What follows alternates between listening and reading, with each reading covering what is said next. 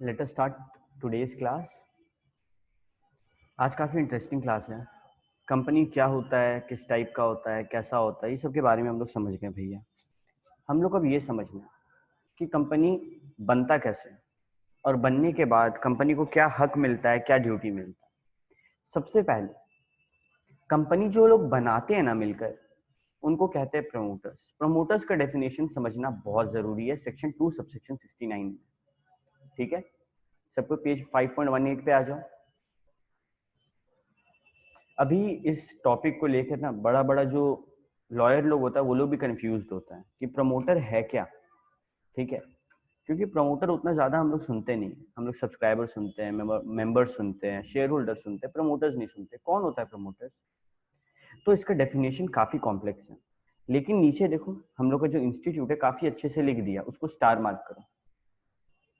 लिख दिया in simple terms we can say person who form the company are known as promoter. जो company बना रहा है वो प्रमोटर, जिसको कंपनी बनाने का आइडिया आया वो प्रमोटर, जो सारा नेसेसरी स्टेप ले रहा है, आरओसी के पास जाके पैसा सब जमा कर रहा है, सब कुछ देख रहा है कि सीए वगैरह से साइन हुआ है कि नहीं हुआ है, वो प्रमोटर। लेकिन ये याद रखना है कि कुछ लोग होते हैं जो ये सारा काम करते हैं। ठीक है, कुछ लोग होते हैं जो कंपनी के लिए, कंपनी को फॉर्म करने में मदद करेंगे, कंपनी के लिए आइडियाज देंगे, कंपनी का रजिस्ट्रेशन के लिए सारा नेसेसरी स्टेप्स लेंगे, आरओसी को क्या देना है, कैसे करना है, सब वो लोग देखेंगे। लेकिन वो लोग कंपनी के मेंबर भी नहीं है, प्रमोटर भी नहीं है। वो लोग क्या है, वो लोग प्रोफेशनल कैपेसिटी में काम करते हैं। अरे याद करो, सीए, सीएस, सीए में एडवोकेट, ये लोग मदद करता है ना कि कैसे कंपनी बनेगा, यही ना बताता है। तो ये लोग प्रमोटर नहीं है। अब आते हैं इसके कॉम्प्लेक्स वाले डेफिनेशन में, जो एक्चुअल डेफिनेशन है। प्रोस्पेक्टस के बारे में बताए थे। एक पतला सा शीट होता है जिसमें कंपनी का सारा कच्चा चिट्ठा है। हम लोग उस शीट को पढ़ते हैं और फिर डिसाइड करते हैं कि इस कंपनी का शेयर खरीदना है कि नहीं खरीदना है। अगर उस प्रोस्पेक्टस में कंपनी जो है बोल दिया कि ये जो बंदा है मिस्टर ए वो प्रमोटर है, अगर कंपनी बोल दिया मतलब वो प्रमोटर का दर्जा पे आ गया। या फिर कंपनी एनुअल रिटर्न, साल में एक बार रिटर्न फाइल करेगा टैक्स वगैरह भरने के लिए, उसमें बोल रहा है कि कंपनी का प्रमोटर कौन, मिस्टर ए। अगर प्रोस्पेक्टस या फिर एनुअल रिटर्न, ये दो जगह पे जिक्र कर रहा है किसी आदमी का नाम लेते हुए और उसको करार कर रहा है कि वो है प्रमोटर, तो उसको प्रमोटर मानेंगे। Point number 1। पॉइंट नंबर 2, जो कंपनी का कंट्रोल कर रहा है, चाहे डायरेक्टली करे चाहे इनडायरेक्टली करे, शेयर होल्डर, डायरेक्टर, कैसे भी कंपनी को कंट्रोल कर रहा है, उसको बोलते हैं प्रमोटर। और तीसरा, in accordance with whose advice, direction और इंस्ट्रक्शन बोर्ड ऑफ डायरेक्टर काम करे। बोर्ड ऑफ डायरेक्टर जिसका बात मान रहा है वो प्रमोटर। सिंपल वर्ड में, प्रमोटर कोई नहीं है बाबू। अभी तुम लोग का दिमाग में एक आइडिया आया, मानो श्रुति का दिमाग में एक आइडिया आया कि भैया इस चीज का कंपनी खोलते हैं, और श्रुति उस कंपनी के मेंबर नहीं बनी, खाली आइडिया आया था और थोड़ा बहुत मदद की थी, मेंबर नहीं है, वो प्रमोटर कहलाएगी। अच्छा मानो श्रुति मेंबर है, ठीक है, डायरेक्टर है हम लोग की कंपनी की, ठीक है, लेकिन उस डायरेक्टर को आदेश कौन दे रहा है? हम कंपनी के मेंबर नहीं, दूर दूर तक मेरा और कंपनी का कोई रिश्ता नहीं, फिर भी हम प्रमोटर कहलाएंगे। मानो श्रुति खुद डायरेक्टर है और वही सारा काम कर रही है, श्रुति डायरेक्टर भी है, श्रुति सारा काम भी कर रही है, तो वो प्रमोटर कहलाएगी। ऐसा नहीं होता है कि अगर कोई शेयर होल्डर है तो वो प्रमोटर नहीं बन सकता। प्रमोटर सिर्फ एक कॉन्सेप्ट है, प्रमोटर सिर्फ एक नाम है जो हम लोग देते हैं, जो कंपनी को दिल से सारा काम करवाता है, कंपनी को बनाता है, कंपनी के लिए आइडियाज लाता है, कंपनी के लिए काम करता है, मेहनत करता है। तो भले ही वो कंपनी के अंदर का आदमी हो या फिर कंपनी के बाहर का आदमी, उसका किसी भी तरीके से कंट्रोल है ना कंपनी के ऊपर, तो उसको हम लोग प्रमोटर का नाम देते हैं। एक बार फिर से रिपीट कर रहे हैं, सेक्शन 2 सबसेक्शन 69 में क्या बोलता है? बोलता है भैया जिसका नाम प्रोस्पेक्टस या फिर एनुअल रिटर्न में प्रमोटर का दे दिया है वो प्रमोटर कहलाएगा।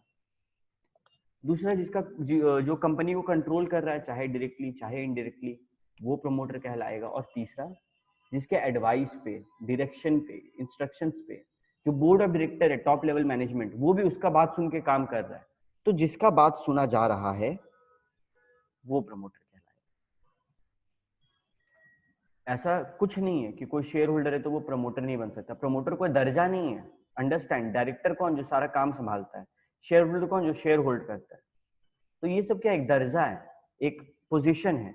हम कौन, हम एक टीचर, तुम लोग कौन, तुम लोग फ्यूचर चार्टर्ड अकाउंटेंट्स। ये एक दर्जा है। लेकिन प्रमोटर ऐसे कोई दर्जा नहीं है। प्रमोटर बस एक कॉन्सेप्ट है कि भाई अगला मदद कर रहा है कंपनी बनाने में, इसको कुछ इज्जत दो, प्रमोटर बोलो। अगला कंट्रोल करता है बाहर से ही बैठ के, इसको प्रमोटर बोलो। अगला का एनुअल रिटर्न में नाम है, इसको प्रमोटर बोलो। ये होता है प्रमोटर। हाँ, अगर कोई बाहर का आदमी, मानो कोई सीए है जो मदद कर रहा है, तो उसका काम है, उसके लिए उसको फीस लग रहा है। ओके, सो जयती बोल रही है अकस्टम्ड। हाँ, सॉर्ट ऑफ, ठीक है, कह सकते हैं, but at last accustomed, basically I'll talk about it. First of all, let us complete this. पहले मेरे को ये बताओ, प्रमोटर सबको समझ में आया? फटाफट मैसेज में बताओ। प्रमोटर सबको समझ में आया तो यो करो। किसी को भी कोई डाउट? देखो, सिंपल वर्ड में समझो, प्रमोटर जो है वो एक कॉन्सेप्ट है। ओके, ठीक है।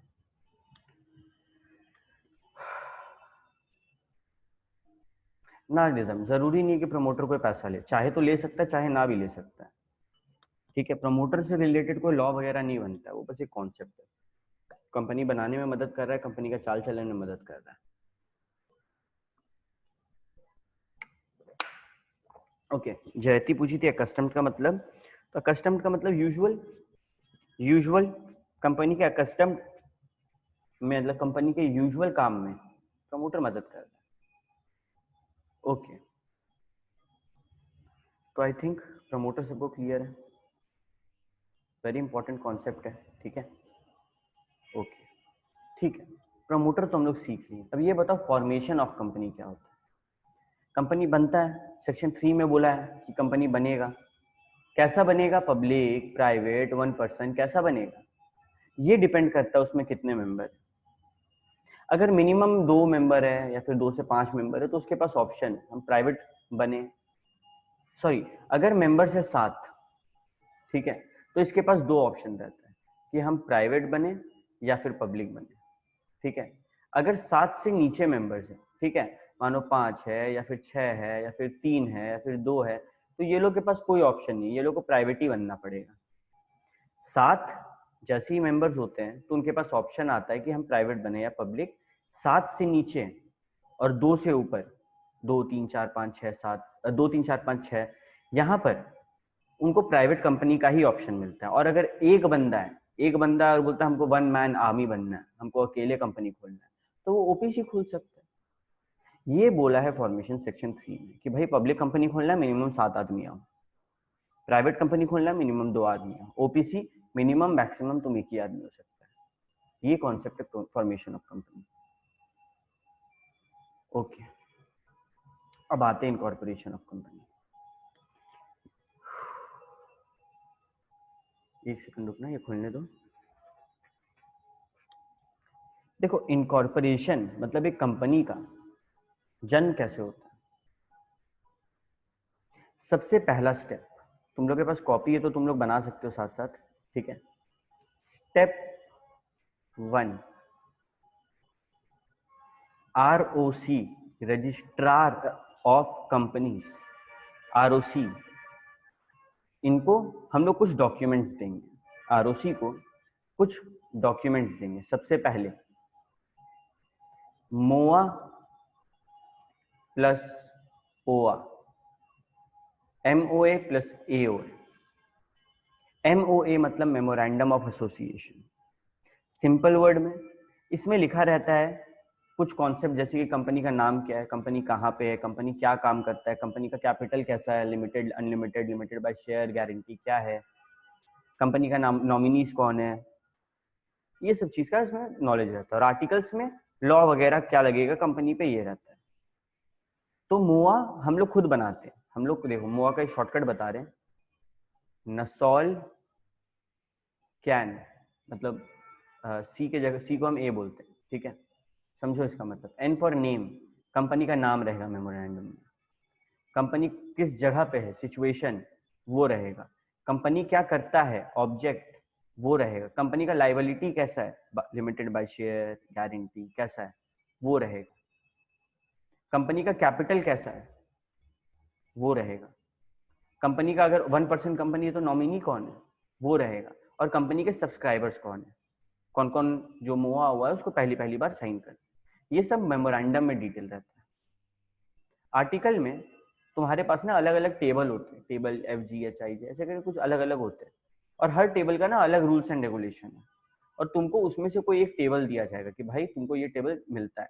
मतलब तुम्हारे पे ऐसा नहीं कि तुम अपना मन से रूल बनाए, तुम्हारे पे आर्टिकल्स जो लगा है, जो आर्टिकल ऑफ एसोसिएशन तुम अडॉप्ट किया है, जो जिस आर्टिकल ऑफ एसोसिएशन को साइन किया है, सिर्फ वही लॉ लगेगा तुम पे, ठीक है। मतलब सिंपल वर्ड में बताएं, कॉमन सेंस वाला बात, अगर तुम एक NPO है तो तुम्हारे लिए कुछ अलग बात होता होगा। अगर तुम एक मानो राशन का कंपनी है, या फिर FMCG कंपनी है, तो तुम्हारे पे कुछ नया रूल लगता होगा। तो कौन सा रूल लगेगा, ये कैसे पता चलेगा, ये पता चलता है ओआ से। रूल से रिलेटेड कोई भी बात करना है, कहाँ जाओ, रूल्स रेगुलेशन में ओआ देखो। और कंपनी का जानकारी चाहिए तो क्या देखो, मोआ देखो, यानी कि मेमोरेंडम ऑफ एसोसिएशन। तो ये दो डॉक्यूमेंट हम लोग खुद बनाते हैं, ड्राफ्ट करते हैं और ROC को देते हैं। क्या करना होगा उसके लिए, देखो, साइन बाय ऑल सब्सक्राइबर्स। जितने भी सब्सक्राइबर्स हैं, बोले थे ना हम, याद करो। कोई बच्चा मेरे को बता सकता है सब्सक्राइबर और मेंबर्स में अंतर क्या होता है, फटाफट चैट में यो लिख के भेजो। जो बच्चा का पहला यो या फिर मी जो भी लिख के भेजना भेजो, जिसका पहला मैसेज आएगा उसको मौका मिलेगा जवाब देने का। ओके श्रुति बताओ।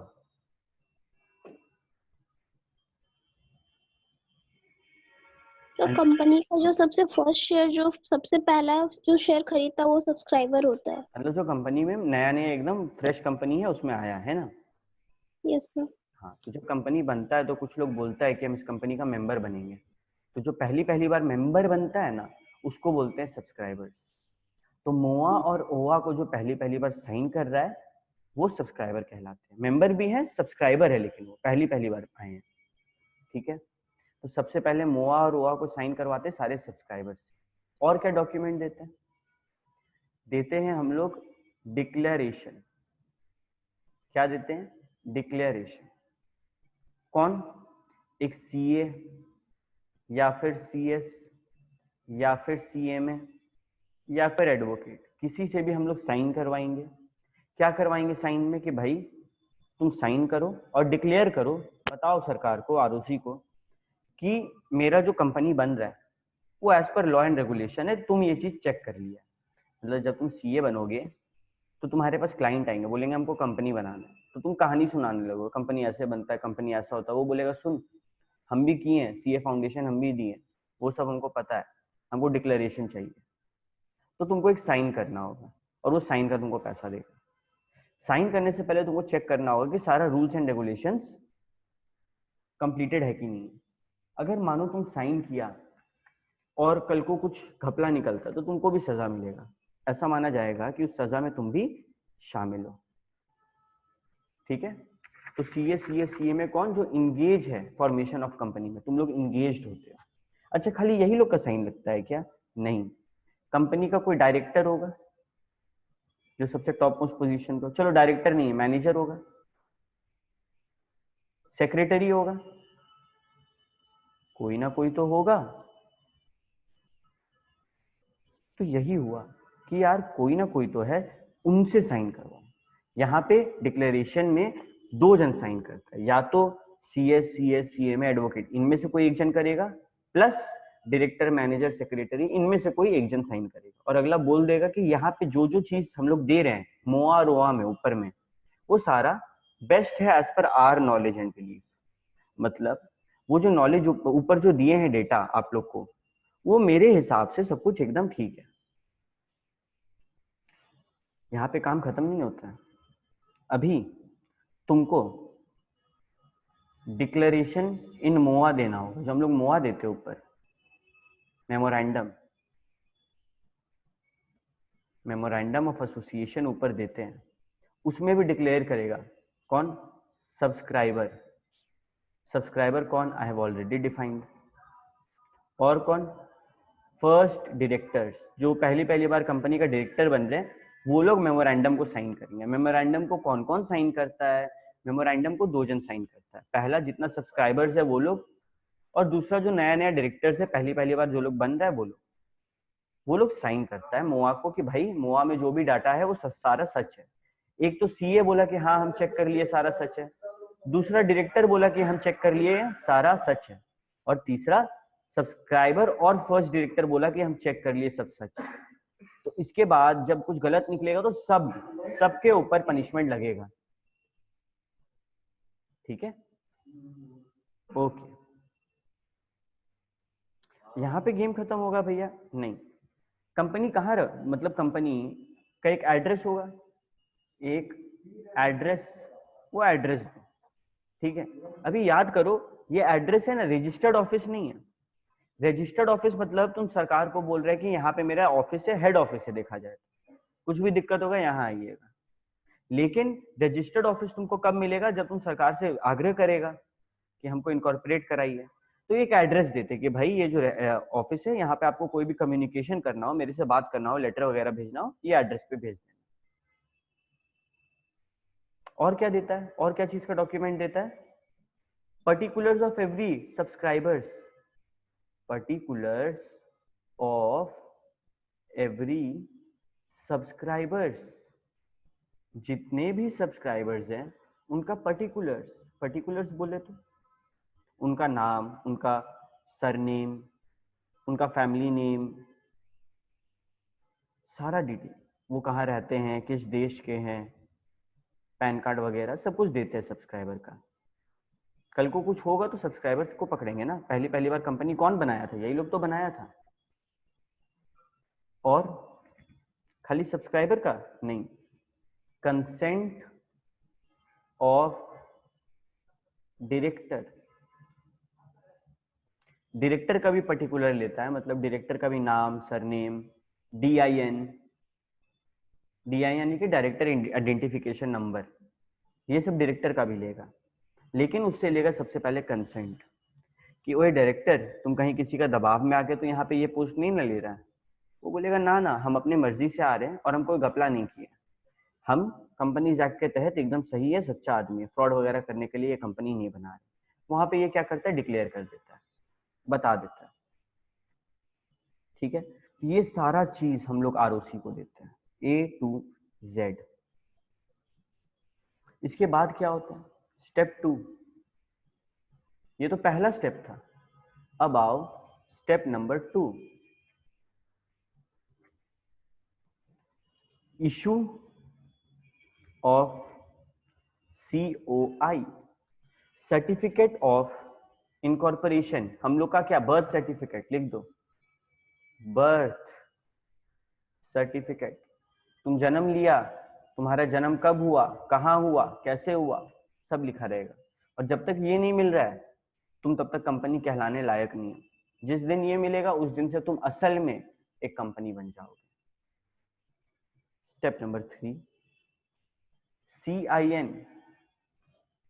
सबको आधार कार्ड मिला, क्या ऐसा है कि 2 इंसान का आधार कार्ड का नंबर सेम हो? नहीं भैया। क्लास में क्या 2 इंसान का रोल नंबर सेम होता है? नहीं भैया। उसी तरीके से कंपनीज को भी रोल नंबर मिलता है, और 2 कंपनी का रोल नंबर यानी कि CIN, कॉर्पोरेट आइडेंटिटी नंबर, कभी भी सेम नहीं हो सकता है।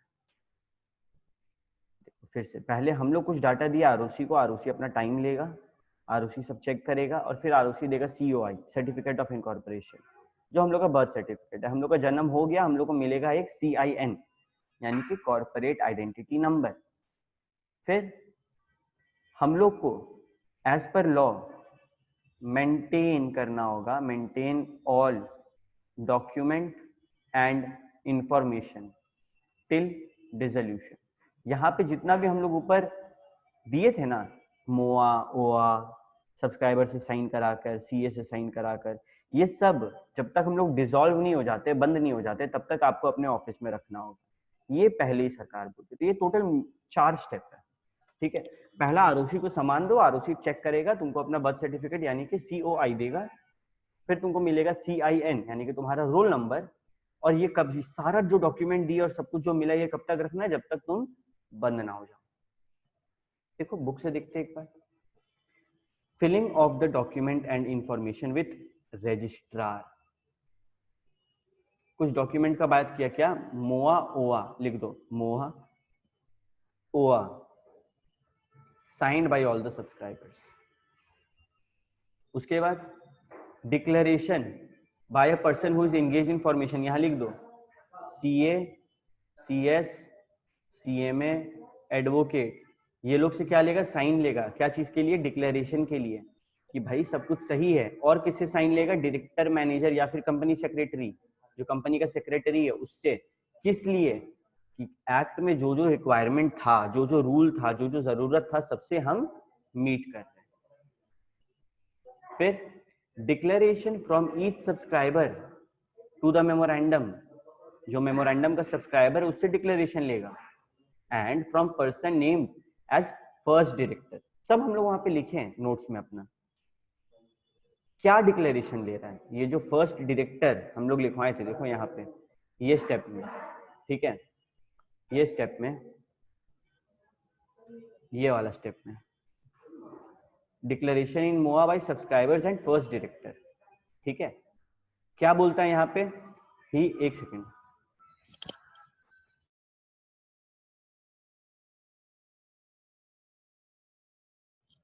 हाँ देखो डिक्लेरेशन क्या लेता है।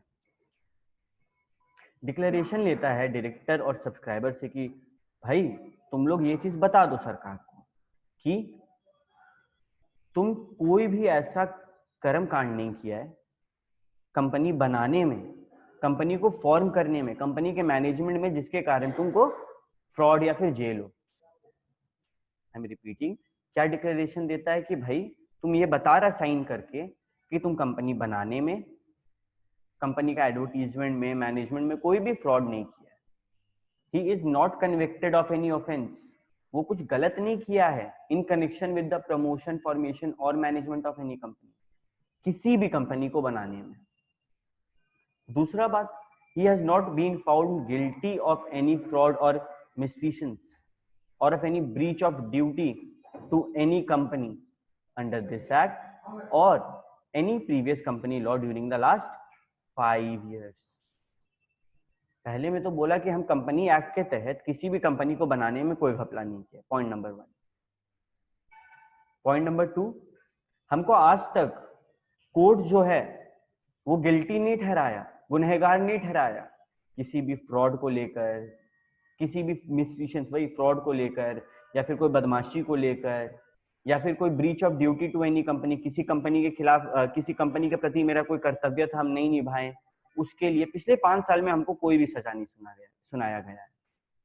और तीसरा कि जो भी डॉक्यूमेंट हम रजिस्ट्रार को दे रहे हैं वो करेक्ट है और कंप्लीट है और सही है to the best of his knowledge and belief. 3 बात बोलते हैं, हम रिपीट कर रहे हैं। डिक्लेरेशन जो सब्सक्राइबर दे रहा है फर्स्ट डायरेक्टर दे रहा है। पहला बात कि हम कोई भी कंपनी बनाने के लिए आज तक कोई घपला नहीं किया। 2, हम गिल्टी नहीं है किसी भी फ्रॉड का, बदमाशी का या फिर ब्रीच ऑफ ड्यूटी का किसी भी कंपनी को लेकर। और तीसरा, जो डॉक्यूमेंट हम दिए हैं वो सही है, कंप्लीट है और करेक्ट है according to my knowledge and belief. मेरे हिसाब से जितना हम चेक किए, जितना मेरे को ज्ञान है, सही। उसके बाद एड्रेस फॉर कॉरेस्पॉन्डेंस, जब तक ऑफिस रजिस्टर हो रहा है मेरा तब तक आप हमको यहाँ भेजो। अरे देखो होता क्या है, तुम लोग बोला कि हमको कंपनी बनाना है, ऑफिस कहाँ रखा, धनबाद का बेस्ट लोकेशन, बिग बाजार में, बिग बाजार का टॉप फ्लोर आइनॉक्स के नीचे वाला में मेरा ऑफिस है, रजिस्टर्ड ऑफिस। कंपनी बनेगा तभी ना वो ऑफिस रजिस्टर्ड होगा। तो जब तक कंपनी नहीं बन रहा है, तुम लोग क्या किया, उसका रेनोवेशन वगैरह करवा रहा है, तुम वहां रहता नहीं, तो तुम बोल दिया कि हम वहां पर नहीं है, मेरा वो रजिस्टर्ड ऑफिस है लेकिन अभी हम वहां पे नहीं है। तो तुम कोई दूसरा एड्रेस दिया कि हमको यहाँ पे आपको कोई काम हुआ तो मैसेज कर देना, जब तक मेरा ऑफिस रजिस्टर हो रहा है तब तक आप हमको यहाँ पर मिल सकते हो। उसके बाद पर्टिकुलर्स यानी कि name, surname, family name, residential address, nationality हर सब्सक्राइबर का लेगा। पर्टिकुलर्स ऑफ डायरेक्टर्स, पर्टिकुलर्स यानी कि surname, family name, DIN, address, nationality, जो लोग भी सब्सक्राइबर हैं to the memorandum and such other including proof of identity as may be prescribed. ये भैया प्रूफ ऑफ आइडेंटिटी क्या होता है? Aadhaar card, PAN card. हम लोग सिम लेने जाते हैं ना, तो क्या करते हैं? आधार कार्ड या फिर PAN card, driving licence, voter ID card, कोई प्रूफ ऑफ आइडेंटिटी कि भाई ये आदमी हम ही है, देख लो। तो यहाँ पे भी वो चीज देना होगा। And the particulars of the interest of the person mentioned in the articles as the first director of the company in other firm or body corporate along with their consent to act as director। Simple word में पहला director से consent ले रहे हैं कि भाई अपनी मर्जी से तो आ रहे हो। उसके नीचे क्या बोला? particulars provided in this provision shall be of the individual subscriber and not of the professional engaged। यानी कि ये जो पर्टिकुलर हम लोग ऊपर में पढ़ रहे हैं ना, ये CA, CS, CMA का नहीं लगेगा। जो ऊपर में CA, CS या फिर CMA एडवोकेट जो लोग साइन करते हैं, ये हाँ सब कुछ सही है, उन लोग का सरनेम, फैमिली नेम नहीं मांग रहे हैं, ये यहाँ पे क्लियर कर दिया। 2013 में ये पॉइंट क्लियर नहीं था, बाद में क्लियर। उसके बाद सर्टिफिकेट ऑफ इनकॉर्पोरेशन मिलेगा, तुम्हारा बर्थ सर्टिफिकेट, तुमको CIN मिलेगा, कॉर्पोरेट आइडेंटिटी नंबर, और बोलेगा कॉपी और डॉक्यूमेंट जो भी तुम हमको दिया है कब तक मेंटेन करो, डिसोल्यूशन तक। यहां तक सबको क्लियर है तो फटाफट यो करो, किसी को कोई डाउट है तो पूछो।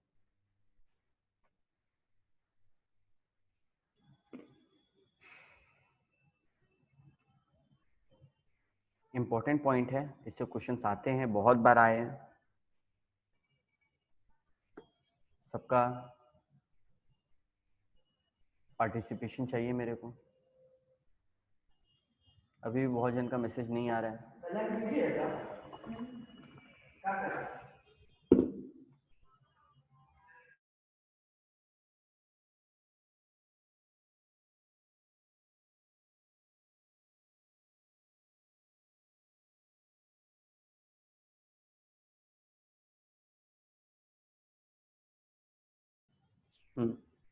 ओके, श्रुति का डाउट है कि आप जो डिसोल्यूशन वाला बोले ना, वो एक बार और बताइए। देखो हम लोग कितना सारा अभी डाटा दिए, हम लोग कितना सारा कुछ दिए अभी तक, मेमोरेंडम दिए, आर्टिकल दिए, साइन वगैरह किए, डिक्लेरेशन दिए, कितना कुछ दिए ROC को। तो उसका जो कॉपी होता है वो हम लोग अपना ऑफिस में रखना है जब तक ऑफिस बंद ना हो। मानो कल को आया CBI वाला और बोला डिक्लेरेशन दिखाओ जो तुम CA से दिलवाया था, और तुम बोला सर वो तो नहीं है, ऐसे नहीं चलेगा। लॉ बोलता है तुमको रखना पड़ेगा, तुम नहीं रखेगा तो तुमको सजा मिलेगा। ठीक है, तो लॉ बोल दिया कि तुमको वो सारा जो पेपर है रखना होगा। ठीक है, ओके। अभी मेरे को तुम लोग ये बताओ, एक सेकंड। अच्छा श्रुति, तुमको पॉइंट क्लियर है डिसोल्यूशन वाला? ये बताओ पहले।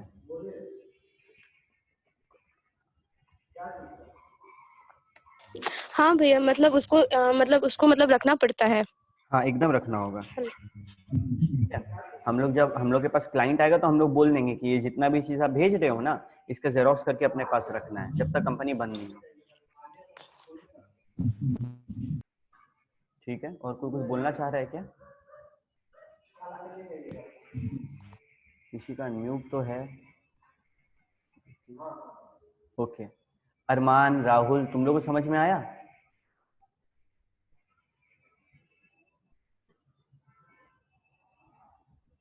राहुल एक बार अनम्यूट करो। Rahul, Rahul, hello hello, mic testing. Rahul है भी कि नहीं है?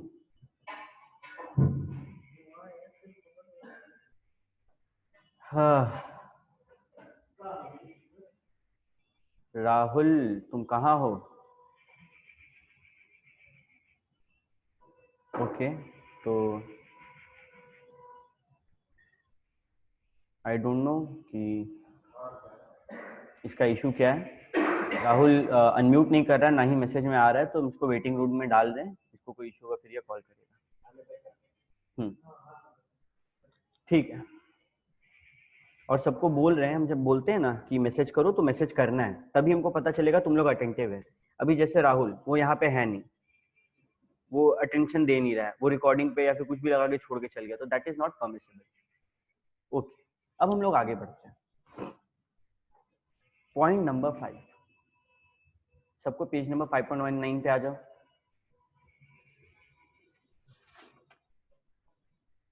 क्या बोलता है पॉइंट नंबर 5? बोलता है कि अगर जो इंफॉर्मेशन ऊपर में दी है, अरे आपका नाम, आपका सरनेम, फैमिली नेम, आपका एड्रेस मांगा था ना ऊपर में, या फिर मोआ ओआ में जो जो चीज मांगा, अगर वहां पे आप इनकरेक्ट इंफॉर्मेशन देते हो, गलत इंफॉर्मेशन देते हो, या फिर कोई ऐसा फैक्ट था जो आपको बताना जरूरी था और आप नहीं बताते हो,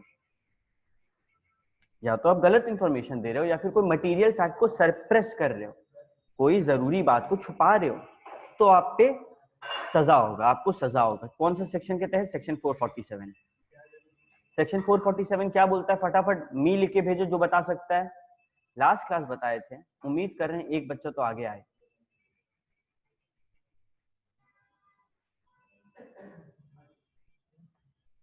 बताओ Shruti. So imprisonment from 3 to 10 years और fine up to 3 times of मतलब जितना का वो अमाउंट का गड़बड़ किया है उसका 3 गुना ज्यादा देगा। 3 गुना तक। ठीक है, जिसको नहीं पता है लास्ट क्लास देखना, क्लियर हो जाएगा सेक्शन 447 क्या है। ठीक है, यूट्यूब पे लास्ट क्लास। तो भैया अगर इनकॉर्पोरेशन के दौरान हम कोई भी इंफॉर्मेशन गलत दें, या फिर कोई मटेरियल फैक्ट, कोई ऐसा जरूरी बात जो मेरे को बताना था और हम छुपा लिए, सप्रेस कर लिए, तो हमको सजा मिलेगा सेक्शन 447 के तहत। अभी मानिए कंपनी ऑलरेडी बन चुका है, ठीक है, कंपनी ऑलरेडी बन चुका है, और बनने के बाद हम लोग को पता चल रहा है कि जो दिया था उस हम लोग को इंफॉर्मेशन वो गलत था, तो क्या? तो भी उसके ऊपर सेक्शन 447 लगेगा, बचेगा नहीं, वो सजा उसको मिलेगा ही मिलेगा। लेकिन उसके बाद आता है सवाल ट्रिब्यूनल के ऊपर। ठीक है, उसके बाद किसके ऊपर सवाल आता है? ट्रिब्यूनल के ऊपर। हाँ अरमान, हम देख रहे बाबू, टेंशन मत ले। ठीक है, उसके बाद आता है सवाल ट्रिब्यूनल के ऊपर। अभी तुम लोग खुद बताओ, कोई ऐसा कंपनी जिसके ऊपर आज के टाइम पे फॉर एग्जांपल किंगफिशर, इसके ऊपर कितने सारे एम्प्लॉयज निर्भर थे, देश का, कंट्री का जीडीपी का बहुत बड़ा हिस्सा था, ये तो बहुत इंपॉर्टेंट कंपनी है ना। अभी मानो किंगफिशर जो बनाया माल्या, वो कुछ ना कुछ गलत इंफॉर्मेशन देके बनाते, तो क्या होता? तो भैया उसको तो सेक्शन 447 लगा के अंदर कर देते। कंपनी का क्या होगा? कंपनी तो बन चुका है। बोले ये 5 में से कंपनी पे कुछ एक होगा। बहुत इंपॉर्टेंट पॉइंट है, इसके ऊपर क्वेश्चन आ चुका है एग्जाम में, ध्यान से सुनो। पहला केस पढ़े, कंपनी बना नहीं है और हम लोग को पता चल गया, हम लोग पकड़ लिया आगे वाला घपला कर रहा है, तो सेक्शन 447 लगा देंगे उसके ऊपर। दूसरा बार, कंपनी बन चुका है, कंपनी चल रहा है, 10 साल 15 साल हो गया कंपनी को चलते हुए, अब क्या? चलो कंपनी में जो घपला किया था उसको तो अंदर कर दिया, कंपनी का क्या करें? तो इसका जवाब आया, pass such order as it may think fit for regulation of the management of company, including any changes in its MOA and OA in public interest or in the interest of company and its member and creditor। बोला कि यार घपला तो 5-10 आदमी किया होगा, उसके चक्कर में सबको सजा क्यों दिलवाएं? कंपनी के लिए सबसे पहले बोला कि यार जैसा मेरे को समझ आएगा, क्या बोला? ट्रिब्यूनल कौन? जो कंपनी वगैरह का जज होता है, वो बोला जैसा मेरे को समझ में आएगा हम वैसा ऑर्डर पास करेंगे। हो सकता है हम बोल दे कि जो उसका मेमोरेंडम और आर्टिकल है उसमें कुछ चेंजेस ला दो। क्यों ये चेंजेस क्यों लाया जा रहा है? Public interest. हो सकता है वो कंपनी इतना बड़ा हो चुका है कि बहुत से लोग उससे जुड़ चुके हैं, उसका प्रोडक्ट यूज करे और उन पे डिपेंडेंट हो। Interest of the company and its member and creditor. Company में भी तो कुछ लोग उधार लगा के रखे हैं, कुछ लोग शेयर्स खरीद के रखे हैं, कंपनी बंद हो जाएगा, वो लोग सड़क पे आ जाएंगे। तो इसके लिए बोला कि कंपनी हम बंद नहीं करेंगे। पहला ऑप्शन दे रहे हैं कि हम सोच समझ के अपना हिसाब से डिसीजन लेंगे और मेमोरेंडम एंड आर्टिकल में चेंज कर देंगे। दूसरा, हम डायरेक्शन देंगे कि जो कंपनी का लाइबिलिटी है मेंबर्स का वो अनलिमिटेड हो जाए। याद करो हम लोग पढ़े थे अनलिमिटेड कंपनी कहां से जन्म हुआ? यहीं से जन्म हुआ। अनलिमिटेड कंपनी होते हैं ये केस में उनका होता है। कोई आके बोलेगा कि हमको कंपनी बनना अनलिमिटेड, कोई नहीं बोलता है। ये सब काम करता है और उसके बाद उसको अनलिमिटेड किया जाता है। तीसरा, direct removal of the name of company from the register of companies. अभी जो हम लोग करते हैं ROC, ये जो रजिस्ट्रार है ये क्या सारा कंपनी का नाम याद करता होगा? नहीं, इन लोगों के पास एक बुक होता है, बुक में सारा कंपनी का डिटेल वगैरह होता है। तो ये बुक को बोलते हैं रजिस्टर। रजिस्टर यानी कि खाता, खाता ऑफ कंपनी। इनके खाता में जो कंपनी का नाम है वही कंपनी है, बाकी कोई कंपनी जाली है, कोई कंपनी को नहीं माना जाएगा। तो अगर मानो हम लोग का कंपनी का नाम इसमें है और हम लोग कुछ काम किए, तो उनके पास हक है कि इस रजिस्टर में से, इस खाते में से हम लोग का नाम को वो कट कर दें, काट दें। अब वो नाम काट दिए, हम लोग भले ही दुनिया को बोले हम लोग कंपनी है, लेकिन as per law we are no more company. क्यों? हम लोग का नाम हट गया है from the register of company.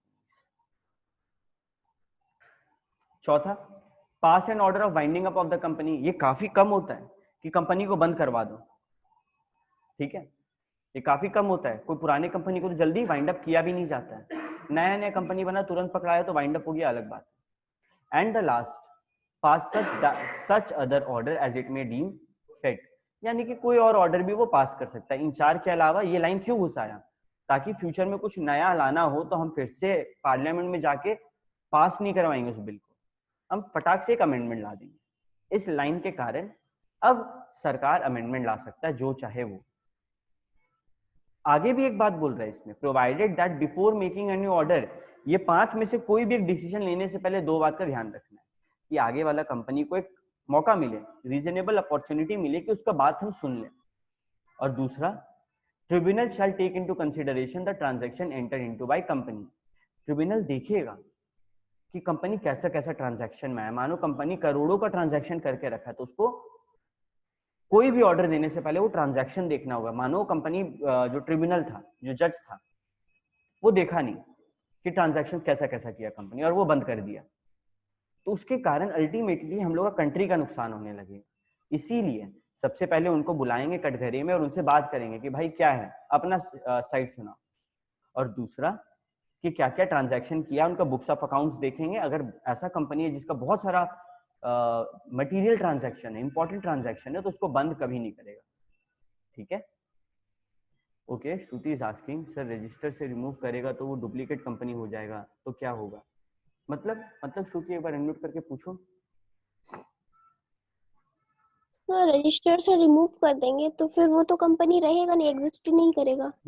तो फिर पार्टनरशिप फर्म या फिर ऐसे ही होगा, दुकान कंपनी अच्छा, का उसके मतलब वो ऊपर कंपनी अनलिमिटेड खत्म हो लाइबिलिटी, जाएगा सिंपल तो वर्ड में अनलिमिटेड लाइबिलिटी हो जाएगा। अच्छा ठीक है। हम्म। और पॉइंट नंबर 6 एक बार बताइए ना।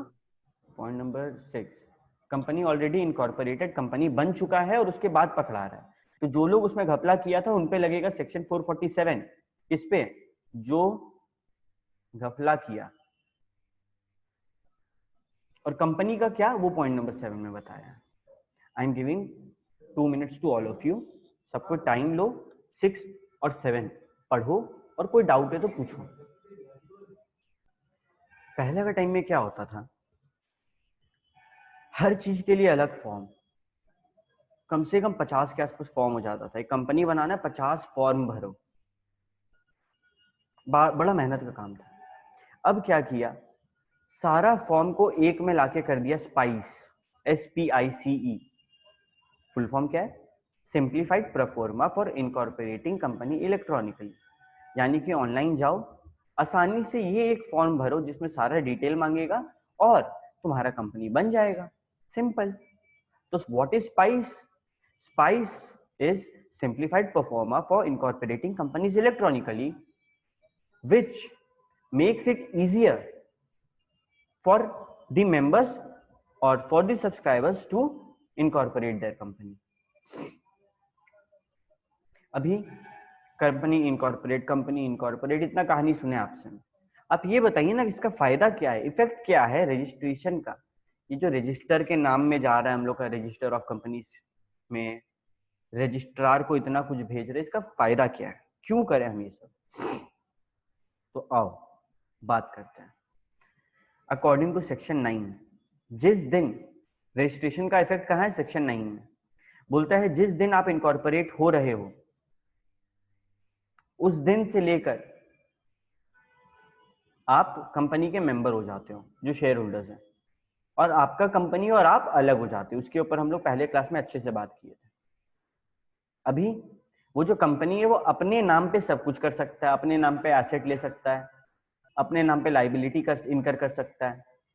उसका मेंबर मरे या फिर जिए उसको फर्क नहीं पड़ता, उसका सक्सेशन परपेचुअल हो जाता है। प्रॉपर्टी बेच सकता है, प्रॉपर्टी दफना सकता है, डिस्पोज कर सकता है, कुछ भी कर सकता है। इसी बात को अलग अलग पैराग्राफ में कुछ केस स्टडी से रिलेट करते हुए दिया। अभी हम लोग लगातार काफी सारे केस स्टडीज पढ़ेंगे। अगेन केस स्टडी पढ़ना कंपलसरी नहीं है, लेकिन अगर आपको सीए का एग्जाम निकालना है तो जो बाकी नहीं कर रहे वो करके केस स्टडी पढ़ना होगा। सबसे पहले बात करते हैं हम लोग Harinagar sugar mill limited versus SS Jhunjhunwala के बारे में। इसके केस स्टडी में हम नहीं जाते, सिंपल बोलते हैं। इस केस स्टडी में क्या देखा गया था, बोला गया कि वो जो मोआ रोआ आप साइन करते हैं ना, वो एक कॉन्ट्रैक्ट है आपका कंपनी के साथ। देखो लिखा हुआ है, there comes into existence a binding contract between the company and its member as evidenced by memorandum and article. वो जो मोआ और ओआ को आप साइन करके भेज रहे हैं ना सर, वो आपका और कंपनी का कॉन्ट्रैक्ट है। आप कंपनी के साथ कॉन्ट्रैक्ट कर लिए, ठीक है। सिर्फ इतना सा बात बोला। फिर बोलता है कि इसका एग्जिस्टेंस परपेचुअल है, चलते ही जाएगा जब तक इसका डिसोल्यूशन ना हो। कंपनी जब बंद होता है ना तो हम लोग क्या बोलते हैं पता है, डिसोल्यूशन बाय लिक्विडेशन। कंपनी जब बंद होता है, डिसोल्यूशन बाय लिक्विडेशन, ऊपर में लिख दो बंद।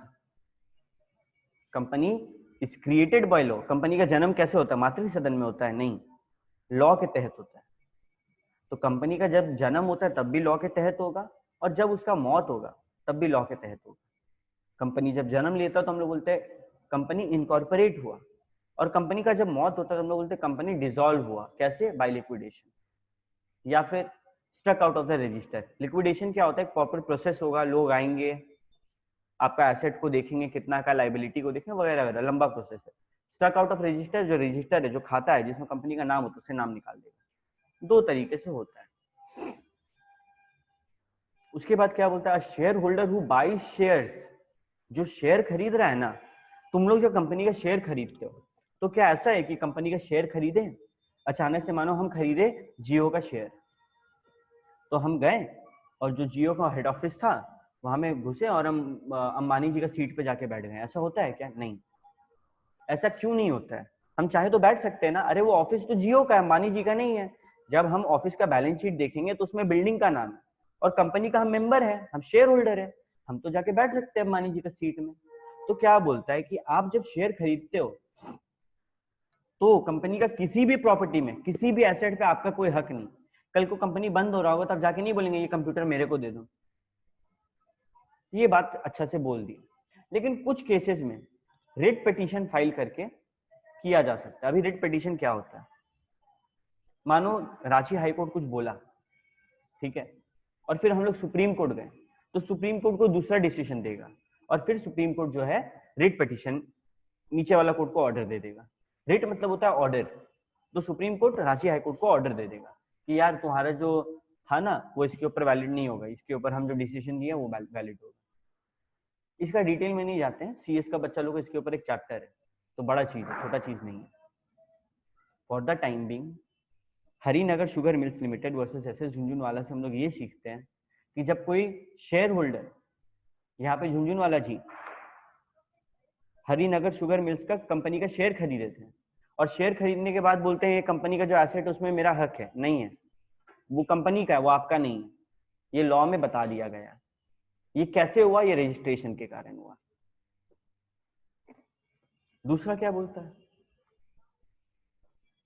दूसरा क्या बोलता है, a legal personality emerges from the moment of registration. जैसे आप रजिस्टर हो रहे हैं, एक नया पर्सनैलिटी आ रहा है, एक नया कंपनी आ रहा है जो कि अलग है उसके मेंबर से। बार बार ये बात रिपीट कर रहा है। जैसे ही एक कंपनी रजिस्टर होता है, उसका एक अलग एग्जिस्टेंस होता है, वो एक अलग इंसान है, लीगल पर्सन है, सेपरेट एंटिटी है, which is distinct from its member. Last line, a company on registration acquires a separate existence and the law recognizes it as a legal person separate and distinct from its member। पहला effect क्या सीखे हम लोग कि भैया उसका existence perpetual हो जाता है, वो चलता ही जाएगा, चलता ही जाएगा, चलता ही जाएगा। दूसरा हम लोग क्या सीखे कि भैया इसका कंपनी जो है वो और कंपनी का जो ओनर है, जो मेंबर है, वो अलग अलग है। तीसरा क्या सीखे कि कंपनी का जब शेयर होल्डर शेयर खरीदता है ना, तो कंपनी के किसी प्रॉपर्टी को नहीं खरीद रहा है, प्रॉपर्टी में उसका हिस्सेदारी नहीं आ रहा है, वो बस कैपिटल में कंट्रीब्यूशन दिया। उसके बाद it may be noted that under the provision of the act a company may purchase share of another company. सुनो बड़ा ध्यान से ये बात को, क्या एक कंपनी दूसरे कंपनी का शेयर खरीद सकता है? Yes, a company may purchase share of another company, और कंट्रोलिंग कंपनी भी बन सकता है, होल्डिंग कंपनी भी बन सकता है, कोई दिक्कत नहीं है।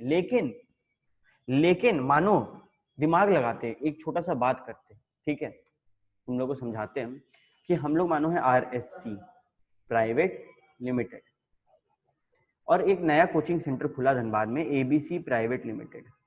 हम क्या दिमाग लगाएं, हम मेरे पास था पैसा खूब सारा, रईस आदमी हम लोग इसका सारा शेयर 100% शेयर खरीद लिया, ठीक है, और फिर क्या बोले कि इस कंपनी को हम बंद कर देते हैं।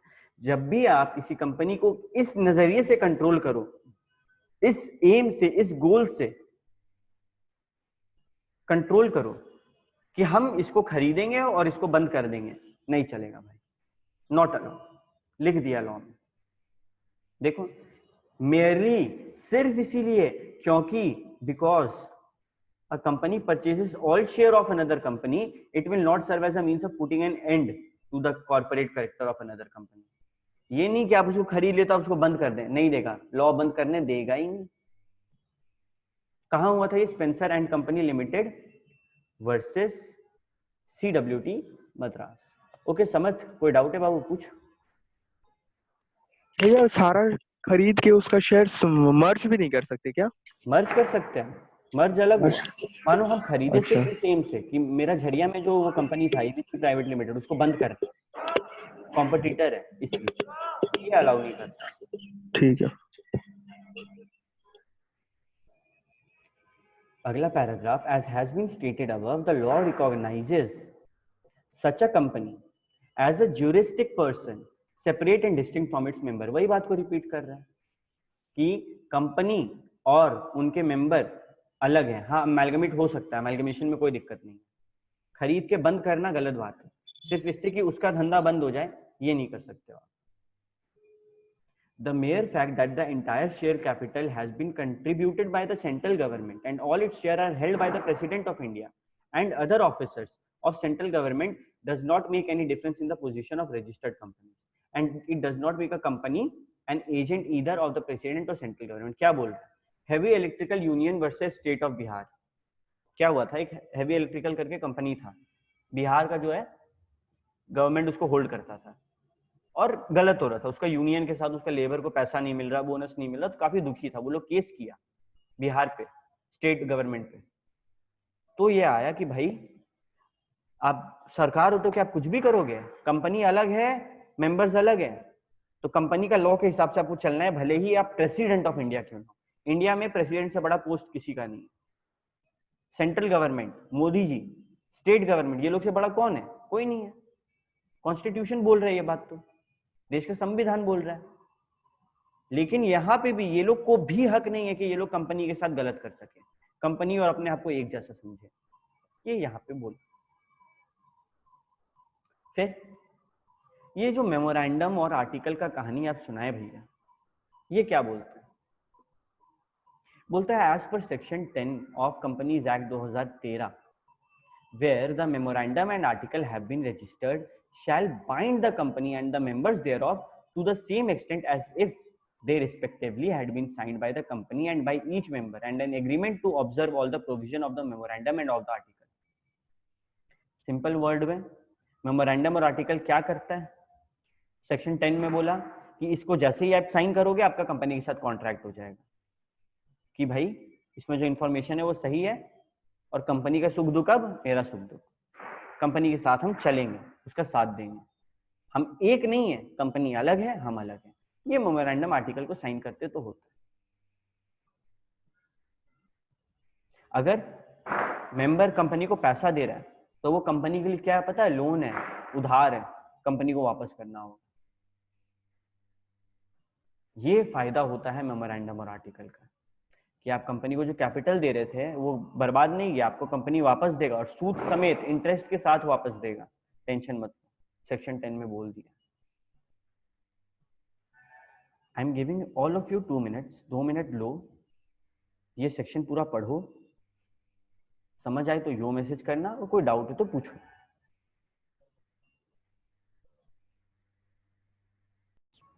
पेज नंबर 5.22 में आओ सब कोई।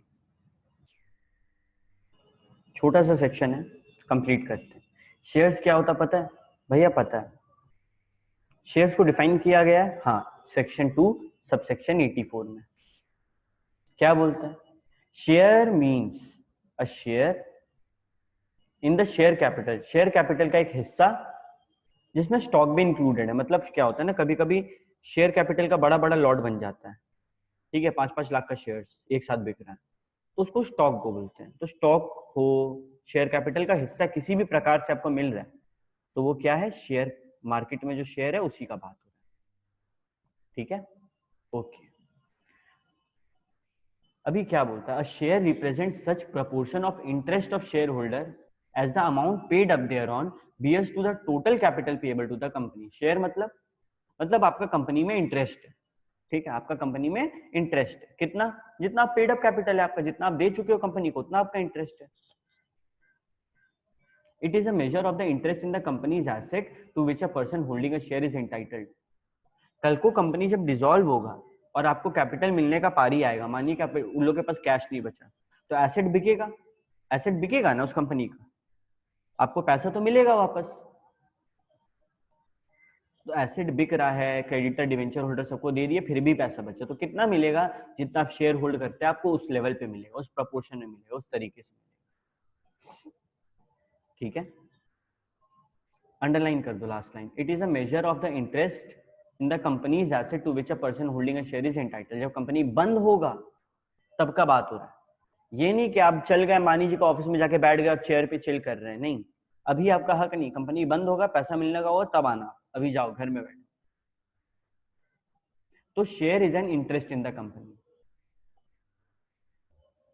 एक केस लॉ था, Borland trustees versus Steel Bros and company limited.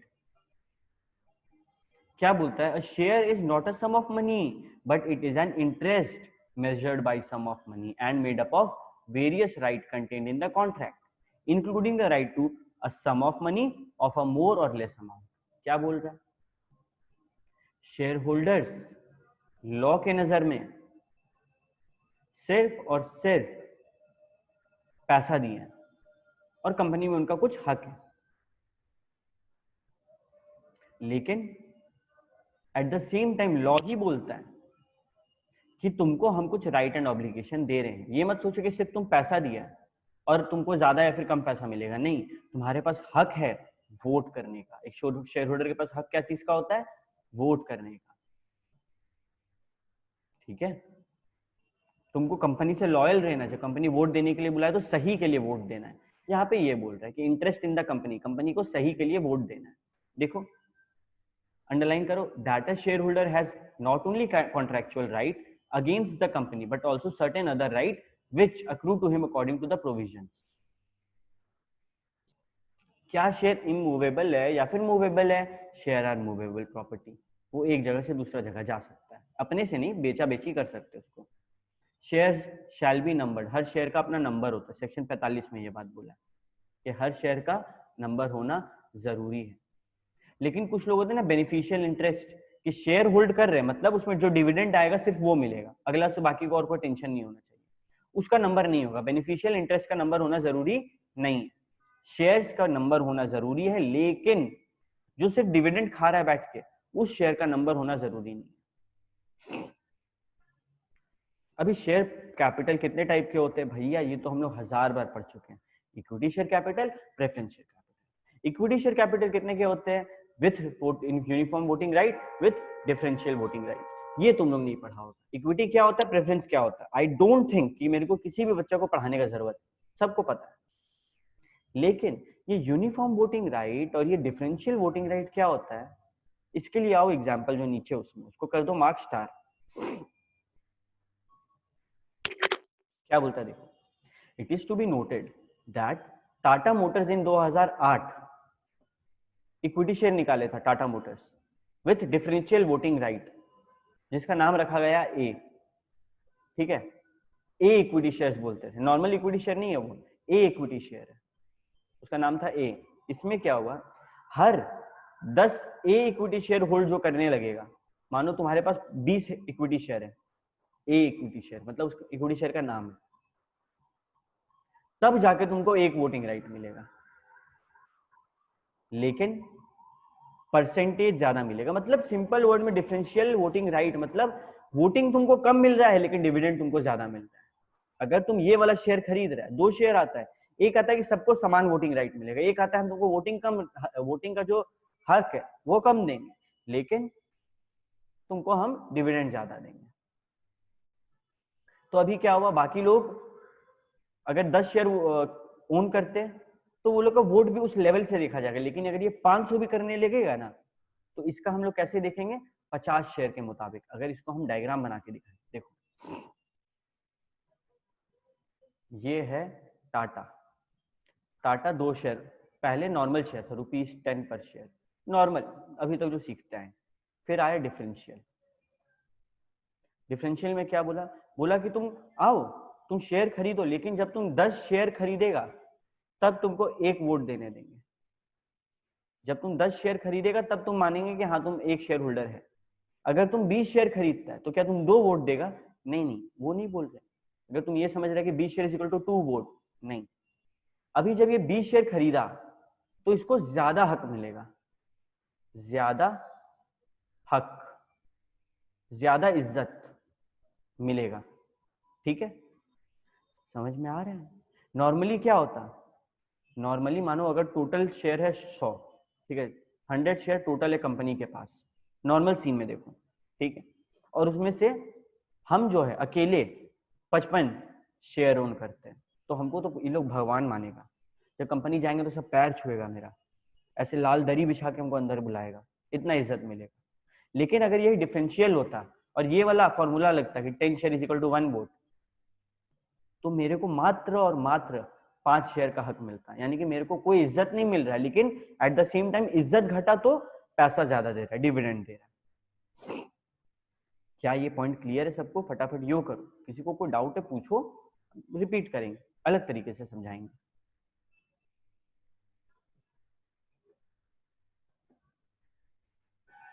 Okay श्रुति, ठीक है, बाकी लोग? Good good good.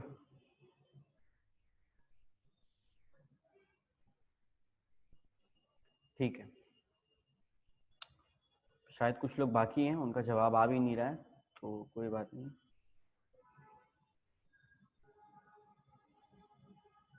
हाँ, voting right distribution. Rahul sir आप आ गए, एक बार अनम्यूट करिए तो। ये उस टाइम नहीं थे रूम में। नहीं थे रूम में तो आपको होना चाहिए ना, पढ़ाई हो रहा है। ऐसे अगर हम नॉर्मली पढ़ाते तो तुम होता ना, हम तुमको ढूंढते रह गए, तुम मिला ही नहीं हम लोग को। बीच में क्लास ऐसे मत छोड़ के जाया करो, जो चीज का जरूरत होता है ना रखा करो अपने पास, ठीक हो है? जाता है भाई कभी कभी। हाँ ओके, ये डिफरेंशियल वाला ही तो बताया हम अभी। क्या बताया देखो, सिंपल वर्ड में, केस 1 नॉर्मल अभी तक जो सीखते आए कि अगर टोटल शेयर है 100 और आप होल्ड करते हैं 55, तो बड़ा इज्जत मिलेगा भाई, पूरा वोटिंग का पावर मेरे हाथ में मैक्सिमम। लेकिन केस 2 टोटल शेयर है 100, ठीक है, लेकिन मेरे पास जो है उसमें क्या रूल है, अगर हम 10 शेयर रखेंगे तब हमको 1 वोट का इज्जत मिलेगा, ठीक है। अभी मानो हम 50 शेयर होल्ड कर रहे हैं, मैक्सिमम शेयर तो मेरे पास है, मेरे को इज्जत मिलना चाहिए ना। मानो 55 शेयर हम होल्ड कर रहे हैं, 55 भी छोड़ो 60, तो हमको 6 वोट का इज्जत मिलना चाहिए था ना, नहीं मिलेगा, ठीक है, इज्जत नहीं मिलेगा। क्यों? अरे मात्र 6 वोट है आपके पास, मात्र 6 वोट, कुछ नहीं होता, बाकी और भी है। हमको क्या मिलेगा यहाँ पे पता है? ज्यादा डिविडेंड। इज्जत नहीं मिलेगा, वोटिंग का हक उतना नहीं मिलेगा जितना मिलना चाहिए था, लेकिन डिविडेंड ज्यादा मिलेगा, ठीक है। ओके,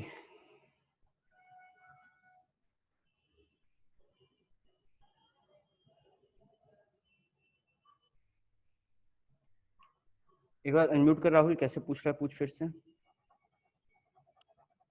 मेरे से 60 शेयर का 6 वोट है तो 100 शेयर का 10 वोट हुआ। नहीं तो इसमें से ऐसा ऐसा 6 नहीं ना हो सकता है कि 100 का 100 डिफरेंशियल हो, 100 में से 60 डिफरेंशियल है, बाकी 40 नॉर्मल है, समझे? अब सारा डिफरेंशियल तो मिल ही रहा है, तो फिर तो नहीं नहीं, अरे भाई सुनो तो क्या बोल रहे हैं हम, ये 100 है ना, 100 इसमें से सिर्फ 60 है, बाकी 40 जो बचा हुआ है ना, 40 वो नॉर्मल शेयर्स है। 100 में से 60 डिफरेंशियल है, 40 नॉर्मल है। तो मानो मेरे पास 60 शेयर है लेकिन वो डिफरेंशियल वाला, तुम्हारे पास 40 शेयर है नॉर्मल वाला, तुमको ज्यादा इज्जत मिलेगा क्योंकि तुम्हारे पास 40 वोट का हक है, मतलब ज्यादा भारी है तुम्हारा इज्जत, वोट का वैल्यू। मेरा तो सिर्फ 6 वोट का हक है, ठीक है।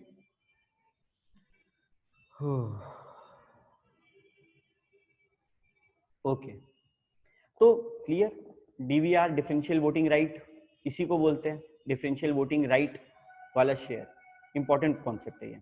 और कौन कौन है? फ्यूचर रिटेल, जैन इरिगेशन, ये लोग भी जो है किए में डिफरेंशियल वोटिंग राइट वाला शेयर इशू। अभी प्रेफरेंस शेयर कैपिटल क्या होता है पता है? इक्विटी शेयर कैपिटल मतलब कोई इसको भाव बटा नहीं मिलेगा, नॉर्मल लास्ट में पैसा बच रहा है तो भाई तुमको हम डिविडेंड दे देंगे। प्रेफरेंस शेयर कैपिटल मतलब इक्विटी से पहले तुमको डिविडेंड मिलेगा, कल को जब हम पेमेंट वापस कर रहे होंगे तब भी इक्विटी वाला से पहले तुमको पैसा मिलेगा, मतलब है ये इक्विटी शेयर होल्डर ही देखा जाए तो। इसमें दो चीज नहीं, इसमें दो चीज एक्स्ट्रा है। पहला डिविडेंड मिलेगा पहले, ठीक है, डिविडेंड मिलेगा पहले फिक्स्ड रेट पे, वैरी भी नहीं करेगा, डिविडेंड मिलेगा पहले फिक्स्ड रेट पे अगर प्रॉफिट हुआ तो। दूसरा रीपेमेंट, कल को कंपनी बंद हो रहा है तो पैसा वापस करना है तो इक्विटी से पहले प्रेफरेंस को देंगे हम लोग पैसा, लेकिन at the same time preference share capital holder vote नहीं कर सकता, वोटिंग राइट नहीं है उसके पास, ठीक है, सिर्फ पैसा लो और चुपचाप बैठे रहो। क्या बोलते हैं? Capital shall be deemed to be preference capital despite that it is entitled to either or both of the following right, namely respect of dividend. इसमें भी ना प्रेफरेंशियल होता है, ठीक है, तुम लोग को लिखवाया नहीं है लेकिन इसमें भी प्रेफरेंशियल वाला कॉन्सेप्ट लग सकता है, ठीक है। ये वही ऊपर वाला बात को रिपीट करा है, डिविडेंड पहले मिलेगा, कैपिटल पहले मिलेगा, इसी को लंबा चौड़ा अलग भाषा में समझाने की कोशिश करते हैं। लेकिन प्राइवेट कंपनी में सेक्शन 43 क्या बोलता है? In case of private company section 43 shall not apply where memorandum or article of private company so provide. मानो प्राइवेट कंपनी बोल दिया, प्राइवेट कंपनी मुंह खुल के बोल दिया कि ये जो सेक्शन 43 है जिसमें इक्विटी शेयर कैपिटल और प्रेफरेंस शेयर कैपिटल का कॉन्सेप्ट है, हम अप्लाई नहीं करना चाहते हैं। प्राइवेट कंपनी बोल सकता है कि मेरे लिए सारे शेयर कैपिटल एक बराबर है, हमको इक्विटी और प्रेफरेंस को अलग अलग नहीं रखना, तो ठीक है, कोई दिक्कत नहीं है, चल सकता है, प्राइवेट कंपनी को वो हक है, पब्लिक को नहीं है। पब्लिक को तो अलग अलग रखना पड़ता है, इक्विटी अलग प्रेफरेंस अलग, ऐसे दोनों को मिला नहीं सकता है, ठीक है। ओके, अभी आज तक के लिए इतना ही, लेकिन लेकिन लेकिन तुम लोग को मिल रहा है एक होमवर्क, ठीक है। होमवर्क ये है कि तुम लोग को आज हम एक वीडियो भेजेंगे अभी ग्रुप में, ठीक है, जिसमें मोआ एंड ओआ है, ठीक है, memorandum of association, article of association, ये दो कॉन्सेप्ट है, ये दो वो वीडियो देखना है और उसके बाद हम लोग आगे बात करेंगे, फॉर द टाइम बिंग हम लोग का मोआ हुआ तुम लोग को वीडियो दे देंगे हम, तुम लोग को उससे एकदम क्लियर हो जाएगा, 110% श्योर। कोई डाउट होगा पूछ लेना, कोई दिक्कत नहीं है, ठीक है। इसके अलावा 2 कॉन्सेप्ट बचेगा हम लोग का, न्यू बैच वाला का भी, ओल्ड बैच वाला का भी। वो 2 कॉन्सेप्ट हम लोग अभी नहीं करेंगे, बाद में करेंगे। कौन सा 2 concept? Doctrine of ultra vires और एक है डॉक्ट्रिन ऑफ, एक सेकंड रुको, दोनों डॉक्ट्रिन है, ultra vires and indoor management. ये 2 तुम लोग का बचा रहेगा, हम लोग बाद में करेंगे। अगला हफ्ता से तुम लोग का लाइव क्लास है, कैसे क्या होगा हम लोग डिस्कस कर लेंगे, उसका टेंशन नहीं है। संडे मंडे तक तुम लोग को हम बता देंगे, ठीक है। अभी मेन क्लासेस वगैरह को साफ करवाना है, तो उसी का हम वेट कर रहे हैं। बाकी तुम लोग आ सकते हो अगले हफ्ते से, ठीक है। अगला हफ्ता इंडियन कॉन्ट्रैक्ट एक्ट, इसके ऊपर डाउट क्लासेस होगा। इस चैप्टर से जो डाउट होगा तुम लोग पूछना, तुम लोग का डाउट नहीं होगा तो फिर हम डाउट लेके आएंगे, ठीक है।